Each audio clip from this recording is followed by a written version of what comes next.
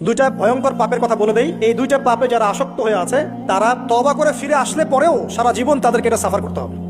কথা বুঝতে পারছেন না? তওবা করে ফিরে এসেছেন মনে করে, তারপরেও আপনাকে সারা জীবন এই পাপের ফলটা ভোগ করতে হবে। এক, মাদক দ্রব্য দীর্ঘদিন সেবন করেছেন, তওবা করেছেন, ফিরে এসেছেন, আল্লাহ হয়তো মাফ করে দিয়েছেন, আল্লাহ পাক মাফ করে দিয়েছেন, বাট আপনি আপনার দেহের যে ক্ষতিটা করে ফেলেছেন এটা পোষাতে পারবেন না। এক নাম্বার। দুই, তখন আপনি যদি বিয়ে করেন আপনি স্ত্রীকে সন্তুষ্ট করতে পারবেন না। হ্যাঁ। দুই নাম্বার হচ্ছে এই যে গোপনে যুবকরা যে পাপটা করে, মাস্টারবেশন, যেটাকে আমরা বলি হস্তমৈথুন, এই পাপ যেসব যুবকরা করছে বা করে এবং অ্যাভেলেবেল এই পাপটা সবাই করে, কারণ এখন পর্নের যুগ, পর্ন দেখলে তো আর কোনো উপায় নাই, তখন তো এই পথেই যেতে হচ্ছে, নিজের উপরে নিজেকে জুলুম করতে হচ্ছে। যারা হস্তমৈথুন অভ্যস্ত হয়ে গেছে এরা যদি তওবা করে ফিরেও আসে, শরীরের যে ক্ষতিটা হয়েছে এটা পূরণ হবে না।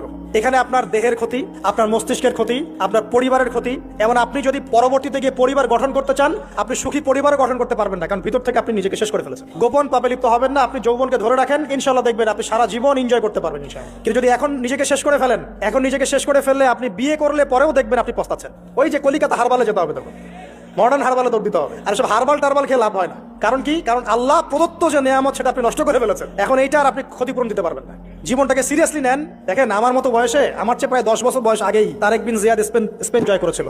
আমার যে বয়স এখন চলছে 30 পার হয়ে গেছে, এর চেয়ে আরো প্রায় 10 বছর আগে মোহাম্মদ বিন কাসিম এই সিন্ধু জয় করেছিল। এখন যে ইসলাম আপনি ভোগ করছেন এটা তাদের ফল, তাদের এই জিহাদের ফল। তো এখন আমাদের এই যে 20 বছর 30 বছরের যুব সমাজের দিকে তাকায় দেখেন, একবার তাকায় দেখেন, চেহারাগুলো একটু দেখেন, চেহারা দেখেন, এক একটা চেহারা দেখেন, চেহারায় নূর নাই, নষ্ট হয়ে গেছে, নামাজ নাই, চোখগুলো বসে যাচ্ছে, কারণ সারা রাত জেগে থাকছে। ওই যে টিকটক টিকটক টিকটক সারা রাত, হ্যাঁ সারা রাত ফোনে, সারা রাত গল্প গুজব। রাত্রেবেলা দেখবেন, রাত্রেবেলা শহর যেন জীবিত হচ্ছে, রাত্রেবেলা ক্যারাম খেলে, রাত্রে লুডু খেলে, রাত্রে এটা করে, রাত্রে সেই, সারাদিন ঘুম, সারাটা দিন ঘুম। আপনি কি জানেন সারা রাত জেগে থাকে কুকুর এবং সারাদিন ঘুমায় কুকুর। আর দেখবেন আপনি বিড়ালকে দেখবেন, ও কিন্তু রাত্রে ঘুম এবং দিনের বেলা সে অ্যাক্টিভ। পাখিকে দেখবেন, পাখি সন্ধ্যা হলো একদম ঘরে, যেই সূর্য ডুববে পাখি একদম ঘরে, দেখেন না, পাখি ঘরে। আর যেই ফজর হবে পাখি বের হয়ে গেল। আর আল্লাহ রাসূল সাল্লাল্লাহু আলাইহি ওয়াসাল্লাম হয়তো বা এই কারণেই, আল্লাহ ভালো জানেন, তিনি বলেছেন এমন কিছু মানুষ জান্নাতে যাবে যাদের মনটা হবে পাখির মতো। সুবহানাল্লাহ। দেখেন পাখি কি করে, একদম সন্ধ্যা হলো ঘরে ঢুকে গেল, যেই ফজর হবে একদম ফজরের আগে আগে সে বের হয়ে গেল। তো পাখির মতো হওয়ার চেষ্টা করে, পাখির মতো লাইফস্টাইলে আসে এবং সে সারাদিন পরিশ্রম করে রিজিকের জন্য, করে না? আল্লাহ পাক পাখিকে রিজিক দেন কি চাকরির মধ্যে দিয়ে না ব্যবসার মধ্যে দিয়ে? কিভাবে সে রিজিক পায়? তাওয়াক্কুল, তাওয়াক্কুল, আল্লাহর প্রতি তাওয়াক্কুল। আর তাওয়াক্কুল করে কি সে ঘরে বসে থাকে না রিজিক সার্চ করে, রিজিক তালাশ করে? আপনিও রিজিক তালাশ করেন, আল্লাহ পাক রিজিক দিবে ইনশাআল্লাহ তাআলা। প্রিয় যুবক ভাইরা, আল্লাহর ওয়াস্তে তওবা করেন। যারা যারা মাদকদ্রব্যের সাথে সংশ্লিষ্ট আছেন বা থাকার সম্ভাবনাও ছিল, এ ধার কাছেও যাবেন না। ওয়াদা করছেন তো?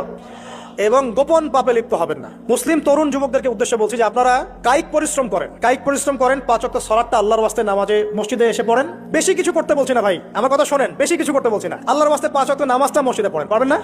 আচ্ছা, ডেইলি 10টা পৃষ্ঠা করে কোরআন তেলাওয়াত করেন, পারবেন? আল্লাহ তৌফিক দান করুন। ডেইলি 2-4 টাকা করে সদকা করেন, পারবেন? আচ্ছা, প্রত্যেকদিন কিছু দাওয়াতি কাজ করেন, আমর বিল মারুফ, সৎ কাজের আদেশ করবেন, নাহি আনিল মুনকার, অসৎ কাজে নিষেধ করবেন, পারা যাবে ইনশাআল্লাহ। আপনি হালাল রিজিকের একটা সন্ধান খোঁজার চেষ্টা করেন, পারবেন ইনশাআল্লাহ। পড়াশোনায়